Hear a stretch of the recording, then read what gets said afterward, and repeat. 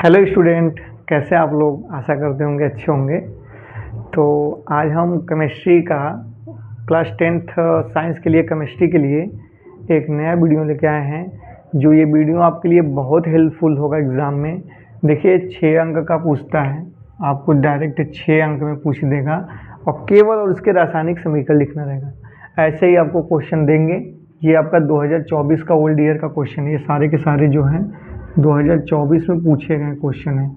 तो ऐसे ही पूछेगा, जैसे कहेगा क्या होता है जब केवल संतुलित रासायनिक समीकरण लिखना है। इसका मतलब क्वेश्चन ऐसे देगा, 6 देता है, एक नंबर का रहेगा और 6 रहेगा 6 नंबर। बस 6 लाइन लिख के 6 नंबर पा सकते हैं। और या तो फिर ये लिखिए या तो फिर थियरी रहेगा, 3-4 क्वेश्चन पूरा लॉन्ग थियरी रहती है, तो या तो उसको करके 6 नंबर पाइए। तो सबसे आसान रहता है कि रिएक्शन लिख के तुरंत 6 नंबर पा जाए, टाइम की आपकी बचत होगी।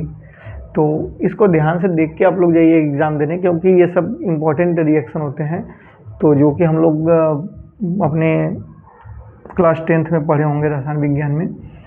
तो चलिए स्टार्ट करते हैं। पहले तो पहला क्वेश्चन है, सोडियम ऑक्साइड की जल से क्रिया कराई जाती है। जब सोडियम ऑक्साइड की, तो सोडियम ऑक्साइड का देखो, इसको करने के लिए आप लोग को फार्मूला तो पता होना चाहिए कि सोडियम ऑक्साइड का फार्मूला क्या होता है और ये जल क्या होता है। तो ये सब पता होना चाहिए आप लोग को, ठीक है। तो सोडियम ऑक्साइड क्या होता है, फार्मूला Na2O, सोडियम ऑक्साइड ही हो गया। पहला हम कर रहे हैं ना, सोडियम ऑक्साइड की किसके साथ, जल के संग अभिक्रिया करा दीजिए। तो जल के संग अभिक्रिया जब कराएंगे तो सोडियम हाइड्रोक्साइड बन जाता है, NaOH। और ये हमको बोला है कि संतुलित रासायनिक समीकरण लिखना है। तो क्या ये बैलेंस है? देखिए यहाँ पे 2 सोडियम, यहाँ पे एक ही है, तो 2 करने के लिए इसके आगे 2 कर दीजिए। और यहाँ पे देखिए ऑक्सीजन कट है 2 ठो, ऑक्सीजन भी 2 ठो, हाइड्रोजन 2 ठो है, हाइड्रोजन भी 2 ठो। तो ये बैलेंस, 1 नंबर आपका फिक्स। बस इतना लिख देते हैं, 1 नंबर आपका हो गया। दूसरा क्वेश्चन पूछा आपसे, शुष्क बूझी चूने से शुष्क क्लोरीन गैस की क्रिया कराना। शुष्क बूझा चूना क्या होता है, CaOH का होल ट्वाइस। तो ये बूझा चूना है और शुष्क है मतलब सूखा है, और इसको क्लोरीन गैस से अभिक्रिया करा दिया है। तो क्लोरीन से जब अभिक्रिया कराएंगे तो हमारा बनता है ब्लीचिंग पाउडर। ब्लीचिंग पाउडर का फॉर्मूला क्या होता है, CaOCl2 और प्लस आपका जल भी बनता है। अब देखिए क्या ये बैलेंस है, एक कैल्शियम, ऑक्सीजन का ठो है 2 ठो है, 2 का गुणा होगा इसमें तो 2, तो एक यहाँ 2, हाइड्रोजन का ठो है 2 का गुणा होगा 2, क्लोरीन 2, तो ये बैलेंस है। ये आपका ब्लीचिंग पाउडर है, जो मच्छर उच्छरों को मारने में इसको छिड़काव करते हैं, ठीक है। तीसरा जो आपका है, ये क्या है, ब्लीचिंग पाउडर,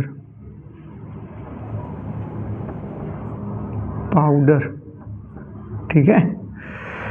और तीसरा इसमें क्वेश्चन पूछा है, एथेनॉल को शांत सल्फ्यूरिक अम्ल की आधिक्य के साथ 160 से 170 तक गर्म किया जाता है तो क्या बनता है। तो देखिए ये सल्फ्यूरिक अम्ल जो होता है ना, ये काम करता का है, निर्जलीकरण करता है। अगर किसी में जल है, जब इसके उपस्थिति में इसको लेके जाएंगे वहाँ में ना, तो ये जल को क्या करेगा, बाहर निकलता है। तो एथेनॉल का फॉर्मूला क्या होता है आपका, CH3CH2OH, एथेनॉल हो गया। इसी को बोलते हैं एथेनॉल। क्या नाम है, एथेनॉल। और इसको किसके साथ अभिक्रिया करें, सांद्र H2SO4 की उपस्थिति में। मतलब ये अधिक के साथ, मतलब इसकी मात्रा अधिक है। टेम्परेचर कितना होना चाहिए, 160 से 170 डिग्री सेंटीग्रेड होना चाहिए तक। अगर गर्म करते हैं तो इसमें होता क्या है, इन्हें बन जाता है, देखिए एथीन। ये ना इसमें रिएक्शन नहीं करेगा, लेकिन इसकी उपस्थिति में जब जैसे ये इसमें आएगा तो ये क्या करता है, इसमें से जल को क्या करेगा, बाहर निकल देगा। देखिए हाइड्रोजन है, ऑक्सीजन है, तो 2 ठो जल बाहर निकल जाए, एक यहाँ से ऑक्सीजन हाइड्रोजन, एक यहाँ से हाइड्रोजन, और ये ऑक्सीजन निकल करके आपका क्या बना देंगे, जल। तो देखिए जल बनेगा, और यहाँ बनेगा क्या, CH2 डबल बॉन्ड CH2 और प्लस आपका बन जाएगा जल। तो ये कौन सी है, मेथ, एक कार्बन के लिए, दूसरे कार्बन के लिए एथ, मेथ एथ, तो एथीन बन जाएगा। क्या बनेगा, आप लोग IUPAC हमारे वीडियो में देखे होंगे, तो जो देखे होंगे वो बता लेंगे तुरंत इसका नाम, एथीन। एक कार्बन के लिए मेथ, 2 कार्बन के लिए मेथ एथ होता है, और डबल बॉन्ड के लिए इन लिख देते हैं, एथीन हो जाएगा, ठीक। तो मतलब एथीन बनता है। इसका काम क्या है, इसका काम क्या है, जल को हटाना, निर्जलीकरण। मतलब निर्जलीकरण का, निर्जली मतलब कि बिना जल का, ठीक। और चौथा देखिए, चौथा क्या पूछा है, एथेनोइक अम्ल को सोडियम बाइकार्बोनेट के साथ। तो एथेनोइक अम्ल का फॉर्मूला क्या होता है, CH3COOH मेथ एथ। तो एथेनोइक अम्ल हो गया। एथेनोइक अम्ल की किसके साथ अभिक्रिया, सोडियम बाइकार्बोनेट। सोडियम बाई लगता है तो हाइड्रोजन, या इसी को सोडियम हाइड्रोजन कार्बोनेट भी बोलते हैं। कार्बोनेट का फॉर्मूला था CO3। तो जब इसके साथ अभिक्रिया कराएंगे तो देखिए इसमें क्या, जहाँ पे कार्बोनेट आ गया समझ लीजिए वहाँ पे कार्बन डाइऑक्साइड गैस निकलेगी। तो यहाँ पे क्या बनता है, सोडियम एसीटेट बनेगा, CH3COONA, इसका नाम है सोडियम एसीटेट। सोडियम यहाँ एसीटेट से जुड़ जाते हैं, सोडियम एसीटेट। अब प्लस आपका क्या बनेगा, जल बनेगा, प्लस आपका कार्बन डाइऑक्साइड गैस बाहर निकलेगा। क्या ये बैलेंस्ड है, देखिए 1 2 3 3 कार्बन, 1 2 3 कार्बन, 3 1 4 हाइड्रोजन, 1 5 हाइड्रोजन इस बगल, 3 2 5 हाइड्रोजन, ठीक। ऑक्सीजन कट है 2 2 3 5, तो 2 2 4 1 5 ऑक्सीजन, तो ये भी बैलेंस है। ये आपका क्या है, सोडियम एसीटेट, सोडियम एसीटेट बनेगा और आपका जल और कार्बन डाइऑक्साइड गैस बाहर निकलता है। पांचवा एक क्वेश्चन, पांचवा देखिए क्या कर रहा है, एथेनॉल को सांद्र एस्टोसोफोर की उपस्थिति में एथेनोइक अम्ल के साथ अभिक्रिया करना है। तो मतलब एथेनॉल आपका जो है, एथेनॉल का फॉर्मूला क्या होता है, CH3CH2OH, C2H5OH भी लिख सकते हैं आप लोग, यही है ना, देखिए C2H5OH एथेनॉल हो गया। इसकी अभिक्रिया किससे करानी है, एथेनोइक अम्ल। तो एथेनोइक अम्ल क्या होता है, CH3COOH मेथ एथ एथेनोइक अम्ल। किसकी उपस्थिति में कराना है, H2SO4 की उपस्थिति में।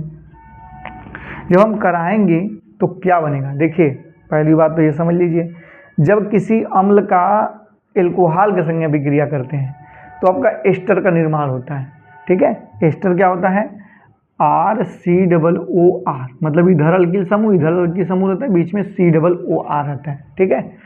तो यहाँ पे देखिए यहाँ भी वही सेम बनेगा, CH3COO, ये पूरा ले लिया, अब फिर इधर से, और यहाँ बन जाएगा CH2, ये आगे वाला लिख देते हैं, CH2CH3।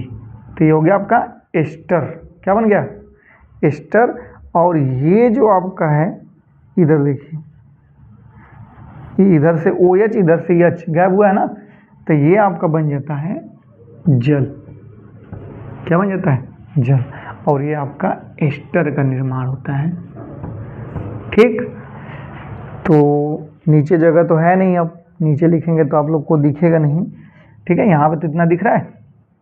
तो ये रिएक्शन इतने हैं, अभी इसको इरेज करें, इसका स्क्रीनशॉट ले लीजिए, फिर इरेज करके आगे बताते हैं एक छठवां रिएक्शन भी इसका। ये जो एस्टर होता है ना, ये जो एस्टर के बारे में थोड़ा जान लीजिए। एस्टर का जो होता है, इसका गंध जो होता है ये मीठे फल जैसा होता है, मीठे फल जैसा इसका गंध होता है। और इसका इस्तेमाल हम लोग क्या करते हैं, आइसक्रीम बनाने में, मिठाइयाँ बनाने में, इत्र बनाने में इसका हम उपयोग करते हैं, ठीक है। ये ध्यान में रखिए, पूछ भी सकता है कि एस्टर का निर्माण कहाँ कहाँ होता है। तो एस्टर का निर्माण हम लोग मिठाई उठाई बनाने में भी करते हैं। तो इसको हटाएं, चलिए इसको हटाते हैं, आगे वाला देखते हैं, छठवां, एक ही हटा देते हैं, दो एक में तो हो ही जाएगा। अब छठवां देखिए, बोला एथेन को वायु में जलाने पे, तो एथेन का होता है पहले C2H6, एथेन हो गया, और इसको वायु के उपस्थिति में जला दीजिए। जब भी ऑक्सीजन की उपस्थिति में जलाएंगे, तो इसको जब जलाएंगे ऑक्सीजन की उपस्थिति में, तो देखिए यहाँ होता क्या है, तो कार्बन डाइऑक्साइड गैस मतलब CO2 और प्लस आपका जल बाहर निकलता है, ठीक। अब ये तो हमको बोला था कि बैलेंस करके लिखना है, तो बैलेंस तो देखिए यहाँ पे 2 कार्बन, यहाँ पे एक ही है, 6 हाइड्रोजन 2 ही है, 2 ऑक्सीजन 2 3 है। तो इसको बैलेंस करने के लिए हम क्या करेंगे, यहाँ पे पहले 2 लिखिए, तो 2 दूनी के 4 कार्बन, तो यहाँ पे आप 4 लिख दीजिए, कार्बन 4 हो गया, कार्बन तो बैलेंस। फिर देखिए अब हाइड्रोजन की बारी करते हैं, तो 2 छक्का 12, 12 हाइड्रोजन हो गया। तो यहाँ पे अगर हम 6 लिख देंगे तो 6 दूनी के 12 हाइड्रोजन भी हो गया। अब ऑक्सीजन की बारी आती है तो 2, और देखिए यहाँ पे कितना पहले 4 दूनी के 8, 8 6 14 पूरा है टोटल। तो 14 करने के लिए यहाँ पे 7 लिख देंगे, 7 दूनी के 14, तब भी ये भी बैलेंस हो गया। तो यहाँ देखिए ऐसे ही रिएक्शन आपसे पूछेंगे, 6 अंक का रहेंगे। बस आपको सभी चीज़ के नाम पता होने चाहिए कि ये सोडियम ऑक्साइड क्या है, इथेनॉल क्या है, इथेनोइक अम्ल क्या है, और ये अभिक्रिया करता है तो क्या बनता है। ठीक है, ये अच्छे से याद रखना चाहिए कि एल्कोहल और अम्ल का अभिक्रिया करता है तो आपका क्या एस्टर का निर्माण होता है। यहाँ पे कोई भी एल्कोहल, यहाँ पे कोई भी अम्ल हो तो एस्टर बनेगा ही। ठीक है, तो ऐसा आप लोग को पता होना चाहिए और इसको बैलेंस करना भी आना चाहिए, तब जाके आप 6 नंबर कर सकते हैं। ठीक है, आशा करते हैं आप लोग को ये वीडियो समझ में आया होगा और इसको ज़रूर पढ़ के जाइए। ये 2024 के क्वेश्चन हैं और इसमें से कोई भी रिएक्शन आ भी सकता है, तो क्यों हम रिस्क लें। इसको पढ़ के अच्छे से जाइए, कोशिश करिए कि आप लोग को ज़्यादा से ज़्यादा रिएक्शन अच्छे से समझ में आए और इसको एग्ज़ाम में आप लोग करके आइए। धन्यवाद वीडियो देखने के लिए। समझ में आया तो अपने भाई फ्रेंड को भी शेयर कीजिए, जिससे कि उनकी भी तैयारी बनी रहे।